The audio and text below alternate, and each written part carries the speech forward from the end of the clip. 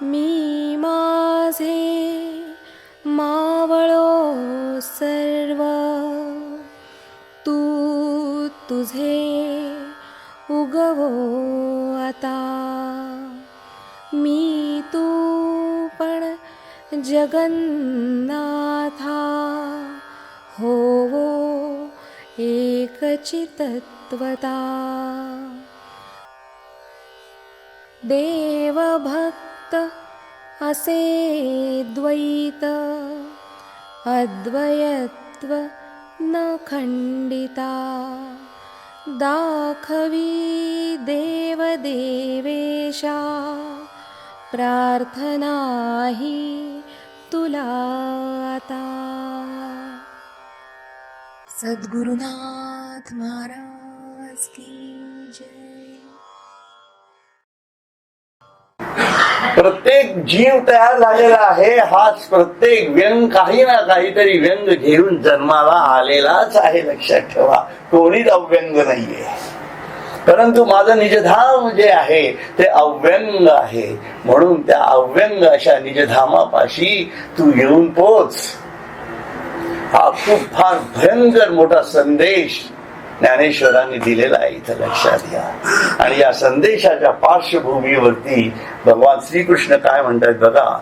मन्मना भव मद्भक्तो मद्याजी माम नमस्कुरु, मामे वैश्यसी युक्त्वैव महात्मानं मत्परायणः.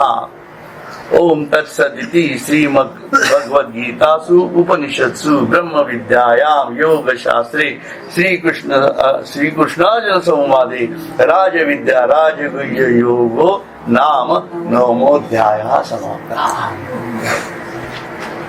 असा 9वा अध्यायाचा समाप्ती. पण आपल्याला या श्लोकाचा अर्थ बघायचा मुख्य. तर ते म्हणतायत, अर्जुना आपले मन मद्रूप कर. आपले मन मद्रूप कर. बघा आता हे शेवटचं फार तुमच्या सर्व प्रश्नांची उत्तर देणार आहे बघा. आहे की नाही? खूप वाद घातला ग्रुप वरती.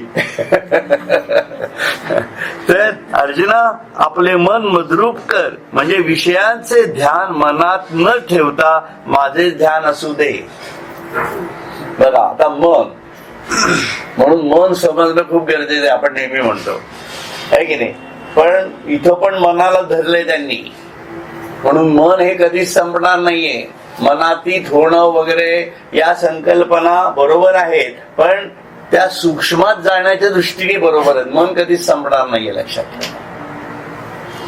म्हणून मन सूक्ष्मात न्यायचं, सूक्ष्म सूक्ष्मतर सूक्ष्मतम जाणीवेत न्यायचं. म्हणून असं जे मन जेव्हा होत जातं तेव्हा ते मन मद्रूप होत जात. नाहीतर बाह्य मन जे आहे आपलं व्हायटल माइंड ज्याला म्हणतो आपण, ते व्हायटल माइंड सतत बाहेरचाच विचार करते की नाही. आता इथं जरी बसलो असलो तरी सुद्धा काय विविध विचार डोक्यामध्ये सुरू असतात. कंपॅरिझन पण चालू असते कुठेतरी, पण पूर्णपणे त्या विषयाशी अनुलक्षून फक्त ईश्वराच्या चिंतनात असतो का आपण. महत्वाचं ते आहे. कारण ईश्वर प्राप्ती हे ध्येय असेल तरच अध्यात्मात प्रगती आहे, लक्षात ठेवा. ईश्वर प्राप्ती म्हणजेच काय, मी कोण, हू एम आय रमण महर्षी म्हणतात, किंवा सोहम, मी कोण आहे. ही जी मूळ जाणीव आहे त्यालाच आपण आत्मशोधाची जाणीव असं म्हणतो. कारण ही शक्ती आहे स्वयंभू, म्हणून जाणीव म्हटलेलं आहे. जाणीव म्हणजे शक्ती. कारण ती जोपर्यंत प्रबळ होत नाही तोपर्यंत मन एकाग्र होणारच नाही, लक्षात. ध्येय आहे.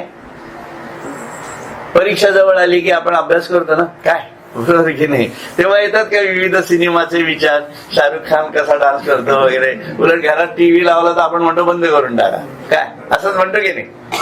म्हणजे काय झालं, कॉन्सन्ट्रेशन अभ्यास करताना जर केलं तर ऑटोमॅटिक माणूस त्या धड्याच्या किंवा त्या अभ्यासाच्या जवळ जाऊन पोचतो.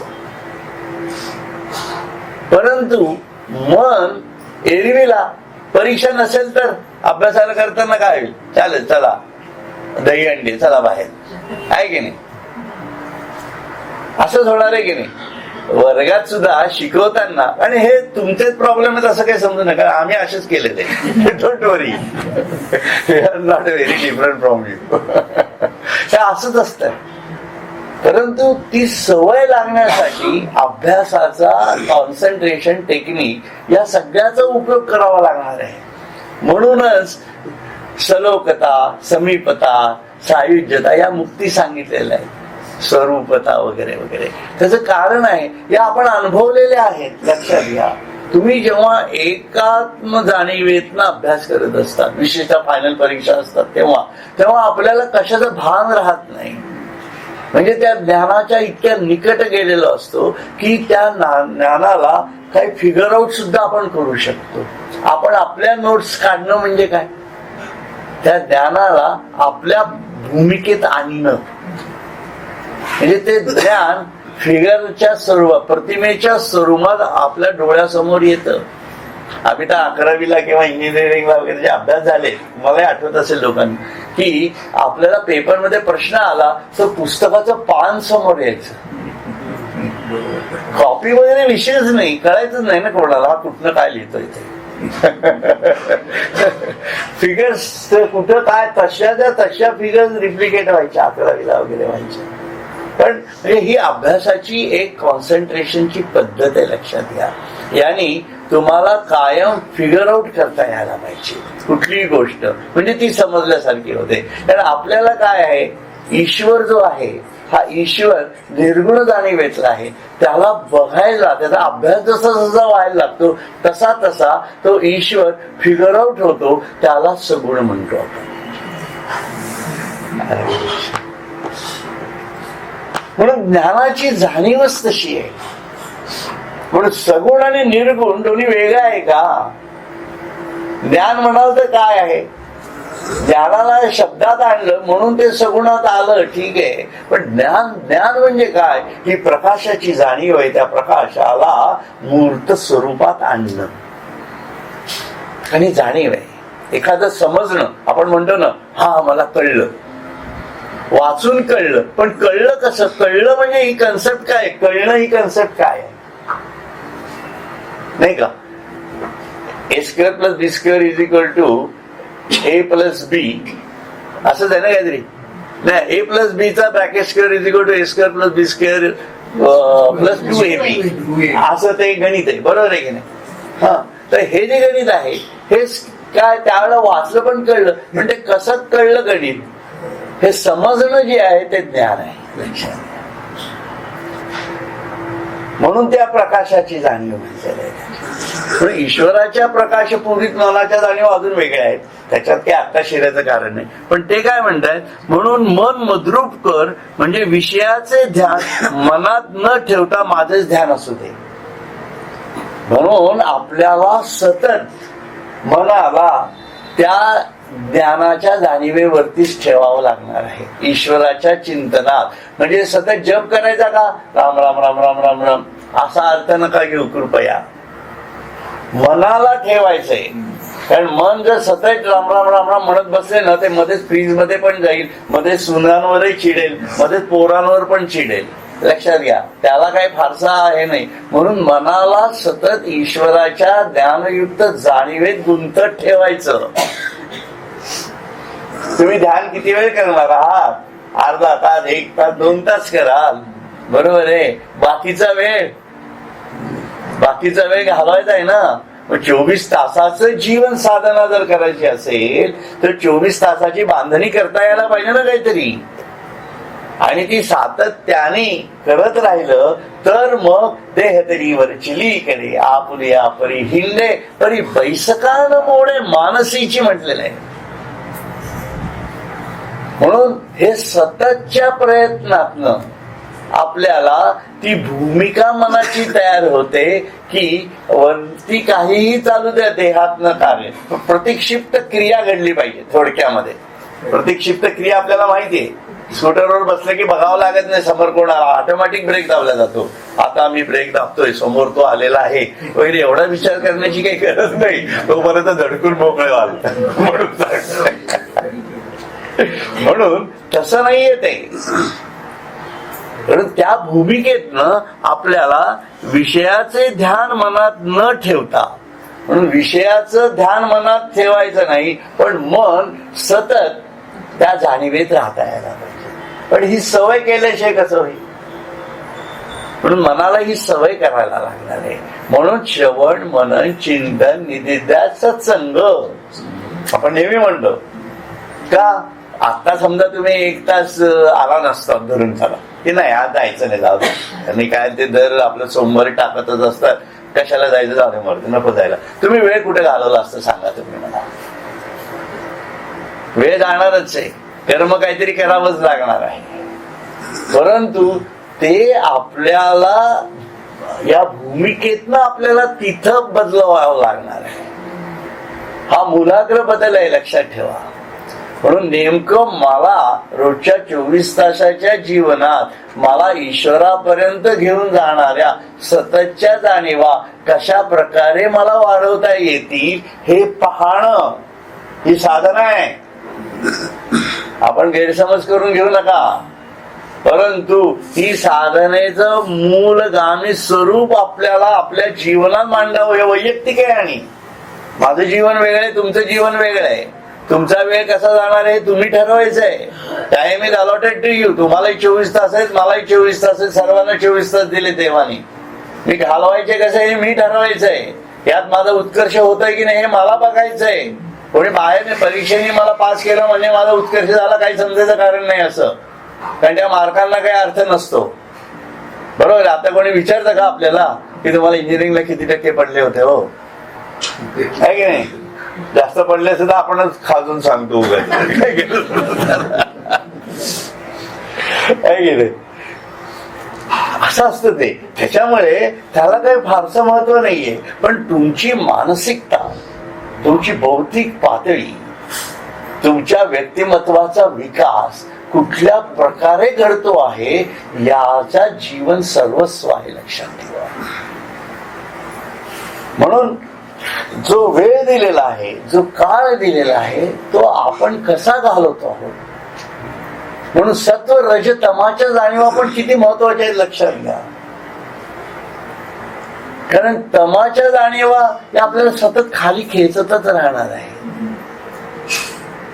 म्हणून व्यवहार हा सर्व तमोगुणी असतो.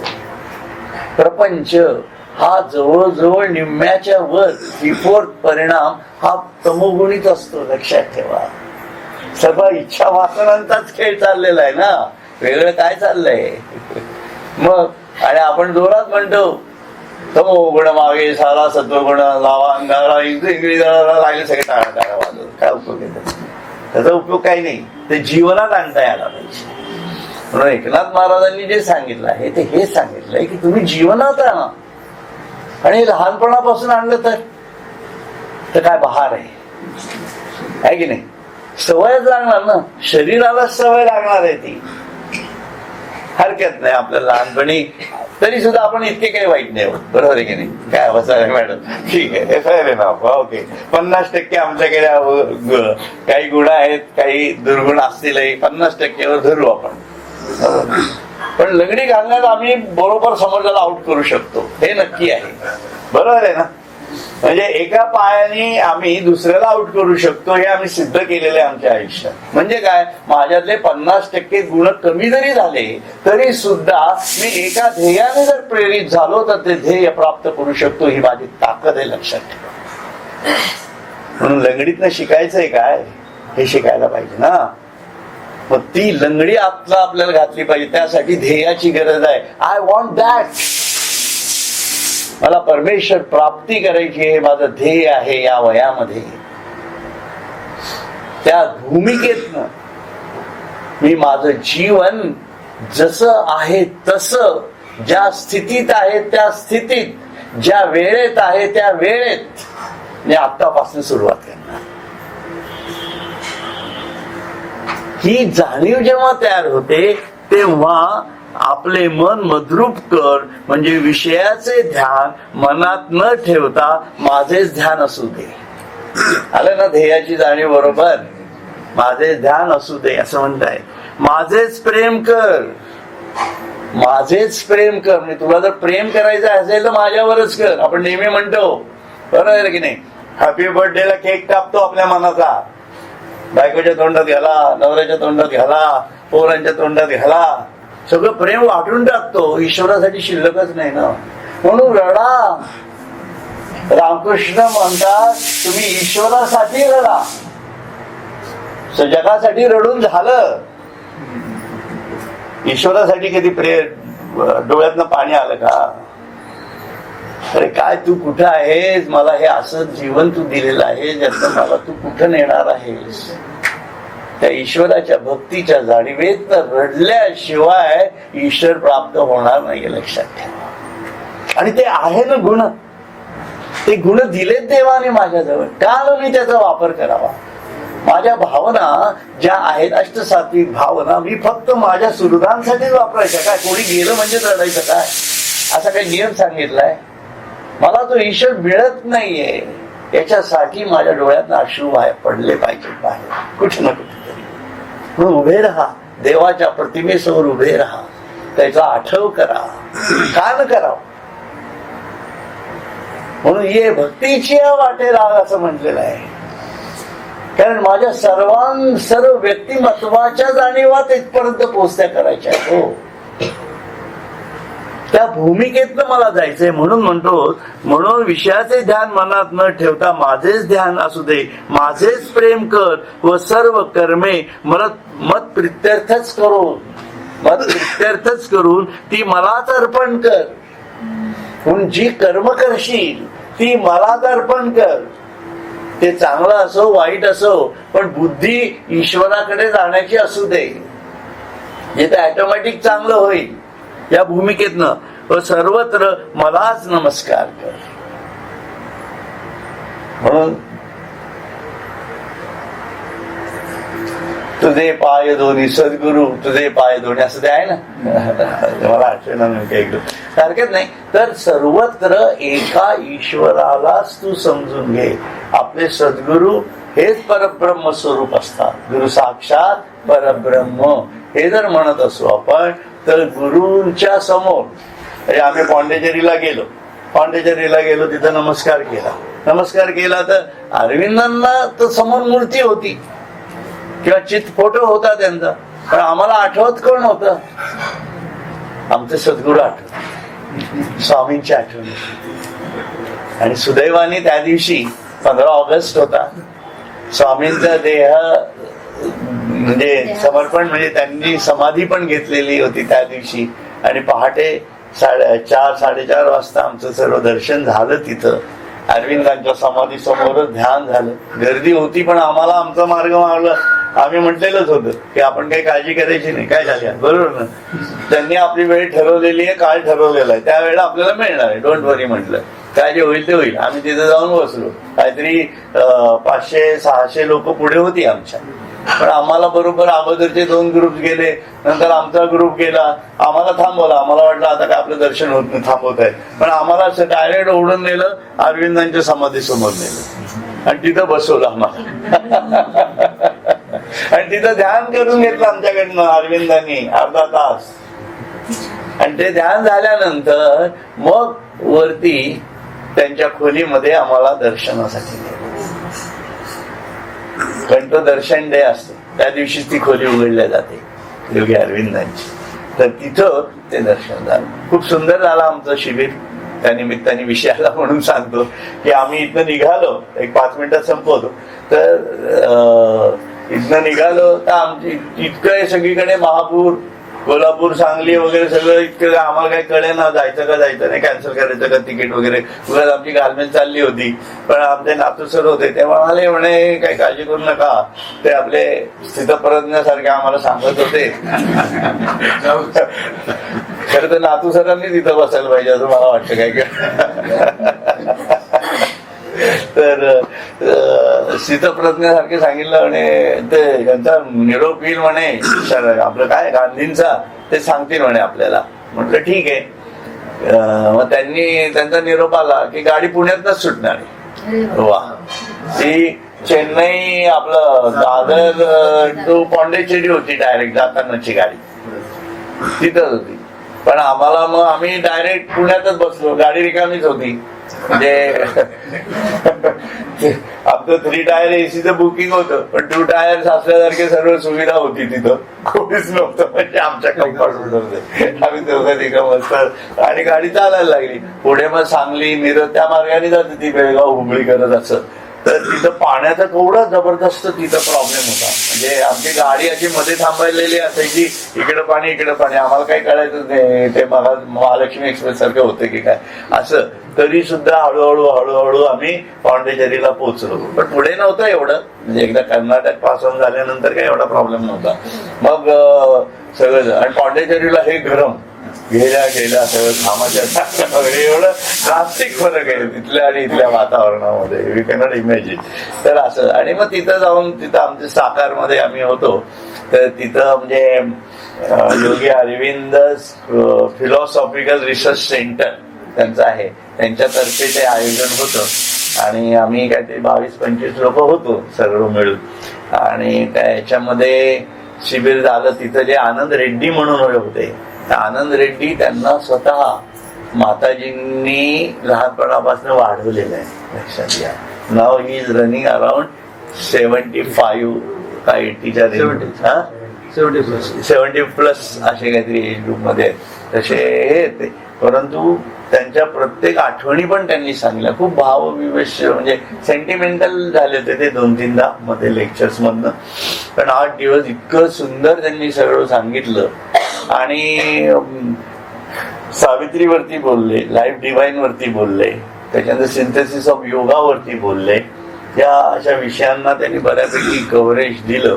आणि एसेज ऑन गीता पण त्यांनी सांगितली. म्हणजे हे सगळं बघण्यापाठीमागचा माझा हेतू असा होता की जे काही आपण आतापर्यंत अभ्यास केलेला आहे तो कुठं काही चुकत नाहीये ना. That was my whole idea behind it. कारण अशा एवढ्या इंटेलेक्च्युअल लेवलवरती लोकांनी जे तत्वज्ञान अभ्यासलेलं आहे लहानपणापासून, आहे की नाही, तर त्या आणि त्यांना तो म्हणजे कसं म्हणतो आपण, मोठे के गुरुमुखे उदय जत दिसे, हृदय स्वयंभूची असे, प्रत्यक्ष फावो लागे तैसे आपैसयाची. या जाणीवेनी त्यांचं म्हणजे ते बीज त्या माताजींनी आणि अरविंदांनी त्यांच्यामध्ये ऑटोमॅटिक फुलवलेलं आहे, लक्षात घ्या. जरी इंग्रजीमधनं बोलत होते ना ते, तरी ते सिम्पल इंग्लिश होतच नाही असं नाही, परंतु त्यांच्या भावनेच्या जाणीवेतनं ते ज्ञान असं आमच्यापर्यंत पोहोचत होतं, लक्षात घ्या. म्हणजे कसं होतं काही वेळा खूप मराठी सुद्धा काही आपल्याला कळत नाही, पण भावना कळतात ना काय असतात त्या. या भूमिकेतनं सुद्धा बऱ्याच गोष्टी ज्ञानाच्या समजून जातात. योगी अरविंदांना नेमकं काय म्हणायचं होतं, त्यांचे विविध प्रकारचे थॉट प्रोसेस कशा होत्या त्या त्यांनी खूप छान वेगळ्या प्रकारे समजून सांगितल्या. आणि अत्यंत सुंदर असं शिबिर झालं आमचं. आणि ऑरोव्हिला वरती आम्ही गेलो, तिथेही 2दा गेलो होतो. एकदा यांच्या बरोबर गेलो आणि मग नंतर आम्ही ध्यानासाठी पण गेलो होतो. तिथेही वरती मातृ मंदिरामध्ये आमचं ध्यान वगैरे झालं. ते आता वेळ जरा जास्त होईल, परंतु त्याबद्दलची संकल्पना मी नंतर कधीतरी सांगेन तुम्हाला एकदा, ऑरोव्हिला म्हणजे नेमकं काय आहे. आणि त्याच्यामध्ये असं आता आम्ही ठरवतो आहोत की एक 4 दिवसच जायचं पॉंडेचेरीला, आहे ना. तिथं आता बरीच ओळख झालेली आहे, त्या रेड्डींनी पण आपलं हे केलेलं आहे. आणि माझं जे आता नवीन पुस्तक लिहितोय मी ते दिव्य जीवनावरतीच लिहितो आहे, तेही त्यांना सांगितलं. म्हटलं ते जवळजवळ अर्ध्याच्या वर झालंय लिहून, म्हटलं ते मी तुम्हाला पाठवीन म्हटलं. So you recommend it. काय त्यात काय चुका असतील काय असतील तर तुम्ही सांगा म्हटलं. मला मराठीतलं पहिलं पुस्तक आहे लाईफ डिवाइन वरचं असं, म्हणून असं माझी भूमिका आहे त्याच्यातली. तर आणि त्याच्यामध्ये आपल्या सर्व संतांचा पण त्याच्यामध्ये मी परामर्श घेतला, असं नाही केलेलं. कारण शेवटी कसं आहे, आपण मराठमोळी माणसं आहोत. आपल्या जीन्स मध्ये ज्ञानेश्वर, तुकाराम, नामदेव हे इतके भरलेले आहेत की त्यांना सोडून आपण जगू शकत नाही. आपला प्रॉब्लेम म्हणण्यापेक्षा ती आपली भक्ती आहे. तो प्रॉब्लेम नाही आहे आपला, पण ती आपली भक्ती आहे. मग ती भक्ती अजून वृद्धिंगत कशी होईल हे बघणं गरजेचं आहे ना, असा माझा भाव आहे त्याच्यातला. तर त्या भूमिकेतनं मी लिहिलेलं आहे, लिहितोय म्हणजे. तर बघू कसं काय होतंय ते. पण अत्यंत सुंदर झाला आमचा म्हणजे तिथला पॉंडेचेरीचा प्रोग्राम, बाकी मला वाटतं एवढं पुरे आताच्या दिवसाला आहे की नाही. तर त्या ह्याच्यातनं कारण काय होतं, सर्वत्र नमस्कार कर या भूमिकेतनं आपण तिथे शिरलो, बरोबर आहे की नाही. हे ठीक आहे ना, ते गुरुतत्वाच्या जाणीवेतनं सर्व गुरु एकच आहेत, एक लक्षात ठेवा. ते काही फारकत नाहीये, परंतु ही ज्ञान देणारी जी जाणीव आहे गुरुची, ती त्या भूमिकेतनं गुरु बरोबर त्या शिष्याला मार्गस्थ करत असतो, लक्षात घ्या. हा आपला माझा अनुभव, प्रत्येकाला असा अनुभव, भले गुरु कोणी का असे ना, तो विषय येत नाही कुठं, परंतु त्या गुरु आपल्याला दाखवत आहे ना, अरे इथं जा, इथं तुला हे ज्ञान मिळेल, अरे इथं जा, इथं तुला अशा प्रकारची जाणीव प्राप्त होईल. कारण शेवटी व्यक्तिमत्व विकास व्हायला पाहिजे. आपल्याला सांप्रदायिकतेत शिरायचं नाहीये, लक्षात घ्या. सांप्रदायिकतेचं खंडनच व्हायला पाहिजे. आम्ही दत्त संप्रदायी, मग आम्ही नाथ संप्रदायाच्या कशाला, की आम्ही नाथ संप्रदायी, मग आम्ही दत्त संप्रदाय, असं काही नाहीये. हे अज्ञान आहे. कोणाचं आहे हे अज्ञान? त्या साधकाचं आहे, कारण तो अज्ञानीच आहे ना. अज्ञानातनच ज्ञानाकडे जायचं आहे. म्हणून हे समजणं आणि या जाणीवेपर्यंत आपली प्रगल्भता वाढवणं हे करता यायला पाहिजे. ईश्वर दाखवत असतो ना. गुरु काय प्रत्येक 24 तास काय तुमच्या बरोबर असणार आहे काय? म्हणजे मदर हृदयी सद्गुरु हे कळलं पाहिजे, तर तो 24 तास मला कसा घडवतोय हे कळणार आहे. नाही तर गुरु असूनही फायदा होत नाही, कारण मी माझ्याच जाणीवेने मला अडकून ठेवतो कुठं ना कुठं तरी. तसं नसतं कधी, तसं होऊ शकत नाही. आणि त्याच्यामुळे काय होती, त्या जीवाची उत्क्रांती कमी होते, वाढत नाही, तो तिथंच राहतो. पूजा करायला सांगितलं असेल आयुष्यात, तर तुम्ही मरेपर्यंत फक्त पूजाच करणार का? पूजेत कुठेतरी आउट ऑफ द बॉक्स जाता यायला पाहिजे. जपातनं सुद्धा आउट ऑफ द बॉक्स जाता यायला पाहिजे. प्रत्येक गोष्टीला कट लावता यायला पाहिजे, लक्षात ठेवा. कारण नाहीतर ती आसक्ती होऊन बसते. म्हणून हे जे कटिंग एज आहे आपलं, ते प्रत्येक गोष्टीला आपल्याला लावता यायला पाहिजे. नाहीतर त्याच्यात काय होतं, ती तोचतोचपणा येतो.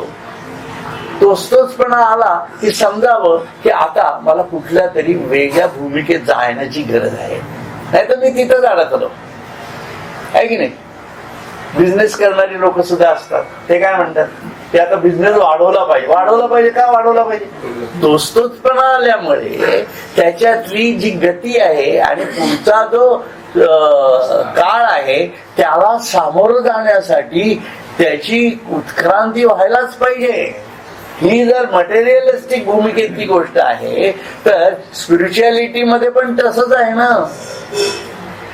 पण माणूस तोच आहे, लक्षात घ्या. म्हणून तो मटेरियलिस्टिक भूमिकेतनं पण वाढला गेला पाहिजे आणि स्पिरिच्युअलिस्टिक लेवल मधनं पण वाढला पाहिजे. बिझनेस काय आम्ही पण केलेच की, आहे की नाही. पण बिझनेस सुद्धा बंद करता यायला पाहिजे, एवढी ताकद आपल्याला लागता यायला पाहिजे. हा, कारण शेवटी माझ्या ध्येयाच्या आड जर माझा बिझनेस येत असेल तर तो सुद्धा मला कट करता यायला पाहिजे. कारण ध्येय झालं ना, खूप झालं, आता किती. म्हणून कधीतरी आयुष्यात पैशावरती क्रॉस मारता यायला पाहिजे. कारण हे पृथ्वीवरचं गणित आहे. उद्या मेल्यानंतर काय मला वरती जाऊन पैसे मिळवायचे नाहीयेत. म्हणून त्या गोष्टीचं महत्व किती आहे ते समजलं पाहिजे आपल्याला. ही भूमिका आहे. म्हणून अशा प्रमाणे माझा परायण होऊन माझ्या ठिकाणी तुझे मन स्थिर झाले असता सर्व भूतांचा आत्मा जो मी, सर्वम खलु इदम ब्रह्म, सर्व भूतांमध्ये वसणारा आत्मा, जीवात्मा म्हटलेला नाहीये, लक्षात घ्या. आत्मा जो मी त्या मला प्राप्त होशी. हे गुह्य आहे बघा, शेवटचा श्लोक अत्यंत महत्वाचा आहे. आणि आता आठवलं म्हणून आम्ही ज्या दिवशी आपण हे 9वा अध्यायाच्या या शेवटच्या श्लोकावर आलो आणि बंद केलं, आणि तिथं गेल्यानंतर एसेज ऑन गीतावरती जेव्हा ते टॉप केला तेव्हा त्यांनी या श्लोकावरती केला. लक्षात तिथनं सुरुवात केली त्यांनी. म्हणजे माझी ज्ञानेश्वरी बुडली नाही, तुमचं बघा तुम्ही काय करायचं. ठीक आहे. पण आता याच्यामध्ये ज्ञानेश्वरांनी खूप बहार केलेली आहे पुढे. ते काय म्हणतात बघा, तू मन हे मीची करी, माझ्या भजनी प्रेम धरी, सर्वत्र नमस्कारी मज एकाते. तिथे समजा सांगितलंय आहे की नाही, तू मन हे मीची करी. म्हणून आपण म्हणतो आपलं मन बुद्धीच्या जाणीवा या ईश्वरापर्यंत पोचता यायला पाहिजे. आणि केव्हा पोचतील, जेव्हा मनामध्ये संकल्प विकल्प नसतील आणि एकच संकल्प मी ब्रह्म आहे, सोहम हाच संकल्प, विकल्पाला थाराच नाही. त्याप्रमाणेच माझं रोजचं जीवन, माझी बुद्धी पण त्याच ध्येयाने पिढी. मग ते मन बुद्धीच्या सर्व जाणीवा आपल्या शरीरातनं कंडक्ट होत जाणार आहेत. नंतर त्याच कन्व्हेक्शन सतत होणार आहे. आता ध्यान वर्गात तुम्ही शिकलेला आहे, पुढच्याही याच्यात आता जे नवीन त्यांनाही कळेल, हे कन्व्हेक्शन पण व्हावं लागेल. आणि मग ते जेव्हा आतून रेडिएट होतं तेव्हा जीवात्म्याच्या सूक्ष्म जाणीवांपर्यंत जाऊन पोचतो. कारण आपण जे मगाशी मी म्हटलं सुरुवातीला की आपल्या मधल्या बीजात फरक पडला पाहिजे ना. जीवात्मा आणि आत्मा एकच आहे, फक्त जीवात्मा मी आणि माझं या जाणीवेत आहे, त्याला मला आत्म्याच्या जाणीवेत फक्त परावर्तित करायचं आहे. ही ती भूमिका आहे त्याच्या पाठीमागची. त्यामुळे ते काय म्हणतात, तू मन हे मीची करी आणि माझ्या भजनी प्रेम धरी, सर्वत्र नमस्कारी मज एकाते. बघा, एका ओवीमध्ये ज्ञानेश्वरांनी बरोबर लागून आहे की नाही. आणि पुढे काय म्हणतात बघा, माझे अनुसंधाने देख, संकल्प जाळणे निशेख, मध्याची चोख याची नाव. माझ्या ठिकाणी चित्त ठेवून, आता चित्त म्हणजेच काय झालं, मन आणि बुद्धीची एकत्रित जाणीव, रिझल्टंट. मन बुद्धीचा रिझल्टंट म्हणजे चित्त, बरोबर. म्हणून चित्त ठेवून माझी प्राप्ती व्हावी असा संकल्प करून, विषय प्राप्तीचा संकल्प म्हणून संकल्प जाळणे निश्चेक, असा संकल्प करून विषय प्राप्तीचा संकल्प निशेष जाळून टाक. कारण संकल्प आणि विकल्प हा मनाचा खेळ आहे, बरोबर ना. संकल्प विकल्प काय, आज जायचं का आपण ज्ञानेश्वरीला, जाऊया. मध्ये जात नाही, नको, काय आपल्याला काय माहिती नाही, काय आज नको जायचं. म्हणजे संकल्प आला की विकल्प आलाच. बघा, आज हा शर्ट घालू का, तिथं बरेच दिसत आहेत, त्यातला दुसरा घालू, विकल्प आलाच, बरोबर आहे ना. आज कुठली भाजी करू, पिठलं करू, आला संकल्प, आला की विकल्प आला. हे संकल्प विकल्पाची जी गणित आहेत ही सर्व मनाचा खेळ आहे, लक्षात घ्या. आणि तो प्रत्येक क्षणाला कार्य करतो, प्रत्येक क्षणाला. बघा, आता सुद्धा मी तुम्हाला जेव्हा सांगितलं असेल की रामाला आपल्या हृदयात आणावं, कोणाची कृष्ण भक्ती असेल तर तो म्हणतो रामाला, कृष्णाला आणायला काय हरकत आहे. कृष्णवाला असतो तर म्हणतो माझ्या गुरुला आणलं तर काय हरकत आहे. हे मन फार घाणेरडं नाही, बघा, लक्षात ठेवा. Very dangerous. म्हणून मनाला फार महत्व आहे याच्यात. असा संकल्प करून विषय प्राप्तीचा संकल्प निशेष जाळून टाकला पाहिजे. म्हणून हा जो विकल्प आहे ना, हा जाळलाच गेला पाहिजे. म्हणून मी सांगितलं, लंगडीचं उदाहरण तेवढ्यासाठी देतो की ध्येय जर असेल तर दुसरं काही नाही, बस मला हेच करायचं, मग ते बाजूला सारलं जातं. हे यालाच वैराग्याची जाणीव सुरू होते. वैराग्य सुरू होतं, त्यातनं संन्यस्त वृत्ती तयार होते, म्हणजेच विवेक तयार होतो. विवेक आणि वैराग्य दोन पायांनी सतत चालावं लागतं. हे गणितच अशी एकमेकात अशी आणि याचं सगळ्याचं सिम्युलेशन आहे, एकत्रित जाणीव तयार होते मला. असं ते खूप सुंदर आहे. आणि तेच माझे यजन होय. माझे यजन म्हणजे माझी तीच भक्ती आहे, माझं तेच ध्यान आहे. यजन याचा सर्वार्थ जाणीव 24 तासाचं जीवन हा योग जर करायचा असेल तर त्याला यजन म्हटलेलं आहे. आणि योग म्हणजे अर्जुना समत्व चित्ताचे तेची सारदान योगाचे. म्हणून हे जे आहे गणित, हा योगाची जाणीव फार महत्वाची आहे. म्हणून म्हटलंय ऐसा मी या आथिला होसी ते माझियाची स्वरूपा पावसी. हे अंतःकरणी जे तुझ पासी बोलित असे. याप्रमाणे तुझे अंतःकरण माझ्या प्राप्तीने संपन्न होईल व त्यामुळे माझ्या स्वरूपाला पावशील. म्हणून ह्या ज्या ज्ञानेश्वरांचे ओवे आहेत हे गुह्य त्यांनी अत्यंत सुंदरपणे सांगितलेलं आहे. ऐसा मिया आथिला होसी. अशा प्रकारे तुझं मन आणि बुद्धी जेव्हा प्रथम होईल तेव्हाच्या काय तेथ माझ्याची स्वरूपा पावसी. तेव्हा तू माझ्या स्वरूपालाच येऊन पावणार आहेस बरं का. आणि हे काय सांगतंय, हे माझ्या अंतःकरणातलं गुपित मी तुला सांगतोय, जे मी कोणाला सांगितलं नाहीये. बघा आता कोणाला सांगितलं नाही असं म्हटल्यानंतर हे कोण कोण आहे ज्यांना नाही सांगितलेला हा प्रश्न निर्माण होतो बौद्धिक दृष्ट्या. बरोबर आहे की नाही. तर ते कोणाला सांगितलं नाही. बघा आगा अवघिया चोरिया आपुले जे सर्वस्व आम्ही असे ठेविले ते पावोनी सुख संचले होऊन ठासी.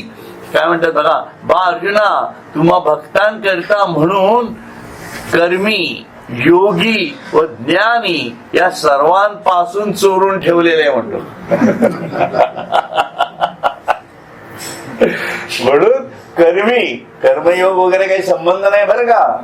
कर्मी म्हटलेलं आहे जो सतत म्हणतो मी 24 तास मला खूप कामाची आवड आहे. अरे बावडेस तू असं म्हणण्याची वेळ आहे. हो काही लोकांची सवय असते सकाळी 8 वाजल्यापासून बाहेर पडतो ते रात्री 12 वाजेपर्यंत काम करतो. मूर्ख आहेस. हे कर्मी आहे, हे तमोगुणी लक्षण आहे. याचा ईश्वराशी किंवा याचा अभिमान उलट बाळगू नये. अरे मी ईश्वराला काही हेच मानच करायला तयार नाहीये, त्याला वेळ द्यायला तयार नाही. ज्यांनी मला हे सर्व ज्याच्या जाणीवेतनं मी हे 24 तास घालवतो आहे त्याच्यासाठी मी काहीच देऊ शकत नाही. आणि परत असं ताट मानेने सांगतोय तमोगुण नाही तर का, केवढा अहंकार आहे हा. म्हणून अतिकर्मी नाही. म्हणून त्यांनी म्हटलंय म्हणून जे कर्मी असतात त्यांना त्यांच्याशी काही संबंध नाही. योगी म्हणजे जे फक्त योगाचाच अभ्यास करतात, त्यांच्यामध्ये भक्तीची जाणीव कमी होत जाते. हठयोगी आहेत ते, पण त्यांना ज्ञानेश्वरानं गुह्य सांगावं लागलं चांगदेवांना. लक्षात घ्या. ते हे गुह्य सांगितलंय ज्ञानेश्वरांनी चांगदेवाला. काय सांगितलं, हे गुह्य सांगितलंय. म्हणून ऐसा मिया आथिला होसी ते तर माझ्याची स्वरूपा पावसी.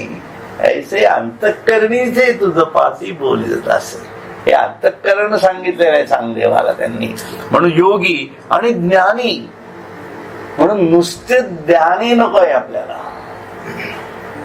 म्हणजे काय झालं, कर्माचा कर्मयोग करावा लागणार आहे, ज्ञानाचा ज्ञानयोग करावा लागणार आहे आणि भक्तीचा भक्तियोग करावा लागणार आहे. त्याच्यानंतरच पुढे ईश्वराचा पूर्ण योग जमणार आहे.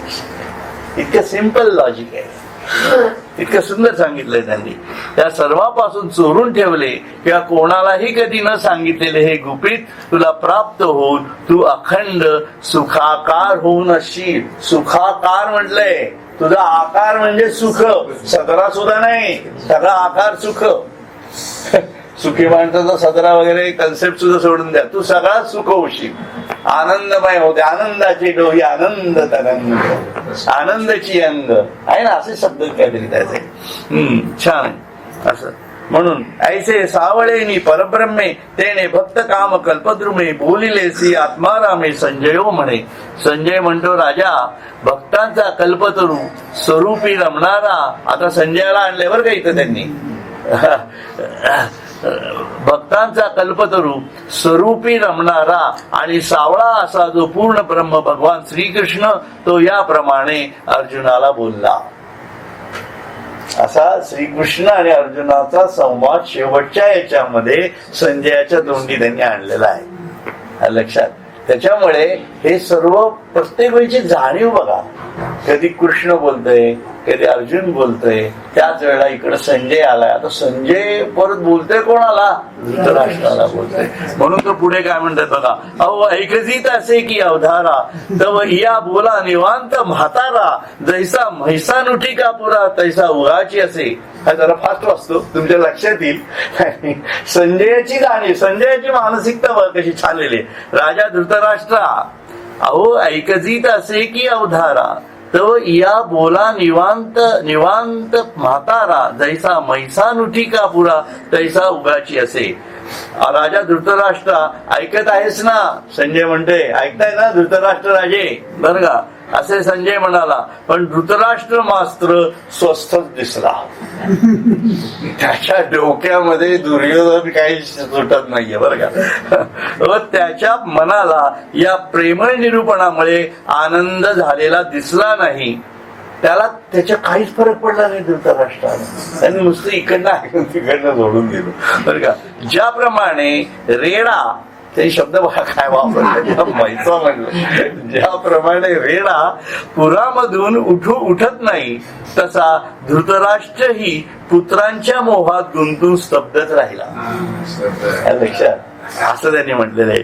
ते तर संजय माथा तुकिला हा अमृताचा पाऊस वर्षला की हा येत असतूची केला सेजिया गावा. त्यांनी अशी मान हलवली संजय. अरे अरे अरे अरे करतो ना आपण तशा प्रकारे. अरे अरे अरे अरे ते तर संजय माथा तुकिला हा अमृताचा. अरे इथं एवढा अमृताचा पाऊस वर्षलेला आहे तर राजविद्या राजगुह्य सांगितलं जात आहे. आणि हा जसं काही शेजारच्या गावात पाऊस पडला आहे त्याप्रमाणे इथं बसलाय. म्हणजे पाऊस इथं पडतो आहे पण त्या पावसाशी याचा काही संबंधच नाही. या भूमिकेत तो बसलाय. बघा किती छान उदाहरण दिले. तरी दातार हा आमचा, तरी दातार हा आमचा, पण हा आमचा राजा आहे. हो, संजयाला किती वाईट वाटते बघा आपल्या राजाबद्दल, की तरी हा आमचा दातार म्हणजे राजा आहे. म्हणून हे बोलता मिळेल वाचा काय की रे याच्या स्वभावाची असे. पण याला हे काही बोलता येत नाही ना, म्हणून तो मनातल्या मनात बोलतोय. काय माणूस आहे हा, काय याला एवढं चांगलं सांगतोय हा. श्रीकृष्ण भगवान सांगतायत एवढं, पण याला काय असे डोक्यातच शिरल तयार नाहीये, आहे की नाही. पण हा माझा राजा आहे त्याच्यामुळे याच्याशी न बोललेलंच बरं. म्हणून तो काही त्याच्याशी फारसं बोल काय की जे याच्या स्वभावाला काय औषध नाही बघा. कुत्ते की धूम आहे तसा प्रकार आहे स्वभावाची ऐसा. परी बाप भाग्य माझे जे वृत्तांत सांगावयाचे नि व्याजे कैसा रक्षिलो मुनिराजे श्री व्यासदेवे. परंतु माझं भाग्य असं की श्री व्यासांनी मला या ठिकाणी बसवलं आणि मला हे अमृतात वर्षावामध्ये मी भिजून राहिलो. ये तुले हे वाढ सायासे जो बोलत असे दृढ मानसे तवन धरवेची आपुलिया ऐसे सात्विके केले. म्हणून ते काय म्हणतायत 526 ना बरोबर. वाढ म्हणजे मला त्या शब्दाचा अर्थ जरा लक्षात नाही. मनाला दृढ सावरून धरून इतके मोठे भाषण संजय करीत आहे. तितक्यात प्रेमाने त्याचा अष्टसात्विक भाव दाटून येऊन त्याला आपले मन सावरून धरता आले नाही. म्हणजे तो सुद्धा इतक्या भावविवश झालेला आहे की त्याचं मन त्याला सावरून धरता आलं नाही. चित्त चाकाटले आटू घेत वाचा पांगुळली जेथीची तेत आपद कंचुकीत रोमांच आले. चित्त चाकाटले म्हणजे त्याचं चित्त भाव विभोर झाला थोडक्यामध्ये तो बरं का. आणि त्याची वाचा पण म्हणजे बद्ध झाली. म्हणजे आपण अत्यंत एखाद्याबद्दल आपल्याला अष्टसात्विक भाव आल्यावर बोलता येत नाही ना माणसाला, तशी त्याची स्थिती झाली. आणि सर्व पायापासून ते डोक्यापर्यंत रोमांच उभे राहिले त्याच्यामध्ये. असं झालं त्याचं रोमांच आले. दोन मिलित डोळे वर्षतात या आनंद जळे आतुलिया सुखोर्मीचे निबळे बाहेरी कापे. म्हणून अर्धोन्मिलित डोळे, त्याचे डोळे सुद्धा त्याच्या त्या परमेश्वराच्या भक्तीनी ते अर्धोन्मिलित झाले आणि वर्षता ते आनंद डोळ्यातनं पाणी व्हायला लागलं. आतुलिया सुखो मीची निबळे बाहेरी कापे. म्हणून आतून एवढ्या आंतरिक भावना उमटून येत होत्या की बाहेरचं शरीर त्याच्यामुळे कापत होतं. असं होतं बघा. म्हणजे जेव्हा जास्त भक्तीच्या जाणीवा अशा फुलायला लागतात आतून, तेव्हा ते माणसाला ते असं होतं. तर त्यांनी खूप छान वर्णन केलंय. हे संजयाची मानसिकता सांगितली. पै आघवाची रोममोळी आली स्वेदकणिका निर्मळी, लेईला मोतियांची कडियाळी आवडे तैसा. म्हणजे त्याच्या संपूर्ण शरीरामधल्या रोमांमधून एक प्रकारे तो घाम सुद्धा असा बाहेर आला. ध्यानामध्ये सुद्धा असा घाम येतो बघा, तुम्हाला जाणीव असेल तर तो घाम असा बाहेर आला आणि त्या घामाच्या जणू काही त्यांनी मोत्यांच्या माळा घातलेल्या आहेत, एवढ्या घामाचे थेंब त्याच्या शरीरावर जमले असं त्यांनी वर्णन केलेलं आहे. ऐसा महासुखाचे नि अतिरसे, जेत आटणी हो पाहे जीवदशे, तेत निरोविले व्यासे ते नेधीच हो. म्हणजे अशा महासुखाच्या अतिरसानी, या एवढ्या श्रीकृष्णाच्या ज्ञानयुक्त जाणीवेतून जेव्हा त्याला ते सुख प्राप्त झालं आणि त्याला म्हणजे काय होतं माहितीये का, हे का असं ते संजयाला सांगतं. आपण संजय आहोत असं समजा, तरी तुमच्या लक्षात येईल की ही ज्ञानयुक्त जाणीव जशी जशी वाढत जाते तशी तशी ईश्वराची भक्ती वाढत जाते. लक्षात घ्या, ईश्वराला मी कसा बघू, कसा त्याच्या जवळ जाऊ, कसा त्याला आलिंगन देऊ, या जाणीवेमध्ये तो जेव्हा जायला लागतो तेव्हा तो रोमांच त्याचे उभे राहतात त्याच्या अंगावरती. आणि त्या भूमिकेतनं ते जे महासुख आहे त्याचा जो रस आहे, जे तर आटणी हो पाहे जीव दशे, त्याच्यामुळे ही जीवाची दशा आहे ती निघूनच जाते ना. जीवदशेची आटणी होऊन जाते. परंतु तरी सुद्धा त्याला व्यासांनी त्या ठिकाणी बसवलेला असल्यामुळे पुढे अर्जुन कृष्णाला काय सांगायचं आहे ते ऐकायचं आहे. आलं का लक्षात? म्हणजे 9व्या अध्यायाची ज्ञानयुक्त जाणीव, म्हणजे आपण जर आता एवढा सगळा आपण मागचा विषय घेऊ शकत नाही म्हणून, परंतु ज्ञानयुक्त जाणीवाच्या एक एक गोष्टी आज मी दुपारी जेव्हा पाहिल्या एक एक तेव्हा लक्षात आलं की कुठल्या कुठल्या गोष्टींचा अभ्यास आपण केलेला आहे. तुम्ही एकदा घरी उडून बघा ज्ञानेश्वरी, हे तुमच्या लक्षात येईल की केवढा मोठा अभ्यास आहे हा. म्हणजे आपल्या लक्षात येईल ते. म्हणून ते तर निरविले व्यासे ते नेदीचे हो. त्यामुळे व्यासांसाठी म्हणून त्यांनी ते होऊन दिले नाही. आणि श्रीकृष्णाचे बोलणे घोकरी आले श्रवणे, की देह स्मृतीचा त्याने वापसा केला. आणि तेवढ्याने त्याची ही भावावस्था चालू असतानाच तिकडनं श्रीकृष्णाचे बोल कानावर यायला लागले. घोंगावणे म्हटले त्यांनी, घोंगावणे घो घो करते त्याचे बोल यायला लागले आणि त्याच्यामुळे तो परत देह बुद्धीच्या जाणीवेवरती आला, देहाच्या जाणीवेवरती आला, वापसी केला. तेव्हा नेत्री ते जळ विसर्जी सर्वांगीचा स्वेद परिमार्जी, देवीची अवधारा म्हणे होजी धृतराष्ट्रा ते. म्हणून त्याला धृतराष्ट्र होतात, त्यामुळे त्यांनी डोळ्याचं पाणी पुसलं. नंतर सर्वांगावरचा घामही त्याचा निघून गेला आणि सर्वांगीचा स्वेद परिमार्जी देवीची अवधारी. तेव्हा तो म्हणाला, हो धृतराष्ट्रा आता ऐका पुढे काय म्हणतायत ते बरं का. आता श्रीकृष्ण वाक्य बीज निवाड आणि संजय सात्विकाचा भिवड, म्हणून श्रुतिया होईल सुरवाड प्रमेय पिकाचा. आता श्रीकृष्ण वाक्य बीज निवाड, म्हणजे श्रीकृष्णाची वाक्य म्हणजे बीज आहेत लक्षात घ्या. म्हणून जीवात्म्याच्या दृष्टीने ही श्रीकृष्ण गीता याच्यातले जे संस्कृत आहेत ते डायरेक्ट कृष्णाने बोललेले आहेत, बरोबर आहे. त्याच्यामुळे ही जी वाक्य आहेत हे बीज मंत्र आहेत, प्रत्यक्ष परब्रह्माच्या मुखातनं आलेले बीज मंत्र आहेत. हे वेद नाही आहेत, हे प्रत्यक्ष परब्रह्माने सांगितलेली त्याची स्वतःची समृद्धी आहे. मी कसा आहे, मी कोण आहे हे समजून घ्या. मला तुमच्या जाणीवेत आणू नका. मला उगाच तुम्ही थंडी वाजते म्हणून स्वेटर घालू नका. मी कुठं जन्म झाला म्हणून माझे पाळणे हलवू नका. झालं हे सगळं 9व्या अध्यायातलंच गणित आहे. आपण अभ्यास केलाय याचा, बरोबर आहे ना? इतकं स्पष्टपणे सांगितलेलं आहे. त्याच्यामुळे मी नेमका कोण आहे हे ओळखा. दही अंड्या फोडून काही श्रीकृष्ण भेटणार नाहीये. ते सगळं संपलंय, बाललीला होऊन गेलाय. खरा कृष्ण समजायचा असेल तर भगवद्गीतेशिवाय पर्याय नाही. म्हणून दही अंडीच्या दिवशी उलट भगवद्गीता ठेवा, लोकांना पोरांना पाठ करायला म्हणायला लावा. असं काहीतरी घडलं पाहिजे. एनिवे, तर म्हणून श्रीकृष्ण वाक्य बीज निवाड आणि संजय सात्विकाचा बिवड. आणि संजय हा जो आहे त्याचं हृदय हे सात्विकतेच जणू जमीन आहे असं म्हणू. लक्षात. म्हणून श्रोतया होईल सुरवाड प्रमेय पिकाचा. म्हणून श्रोत्यांना त्या संजयाच्या थ्रू जे मिळेल ती विविध ईश्वराची प्रमेयांची पिकं जणू मोहरून आलेली त्यांना दिसतील असं त्यांना म्हणायचं. खूप सुंदर उपमा दिली. अहो अडुमाण अवधान देयावे, ये तुलेनी आनंदाचे राशीवर बैसावे, बाप श्रवणेंद्रिया दैवे घालती माळ. म्हणून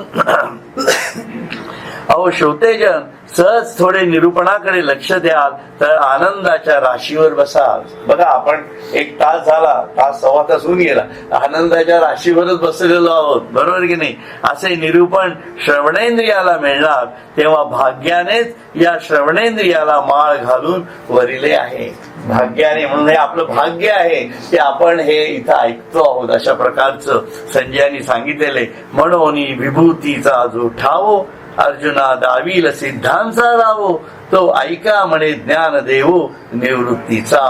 म्हणून जो सर्व सिद्धांचा राजा भगवान श्रीकृष्ण आता अर्जुनाला आपल्या विभूती जाणण्याची स्थाने सांगणार आहे. जे माझ्या विभूती कुठल्या कुठल्या आहेत त्याची स्थाने सांगणार आहे. म्हणून श्री निवृत्तीनाथांचे ज्ञानदेव श्रोत्यांना ऐकण्याची विनंती करताहेत. श्रीमद सद्गुरु श्री ज्ञानेश्वर महाराज विरचित श्री ज्ञानेश्वरीतील 9व्या अध्यायाचा अनुवाद पुरा झाला. तो श्री गुरुचरणी समर्पण असो. इति श्री ज्ञानदेव विरचितायां भावार्थ दीपिकायां 9मोऽध्यायः समाप्तः. हरि ओम. हरि ओम. हरि ओम.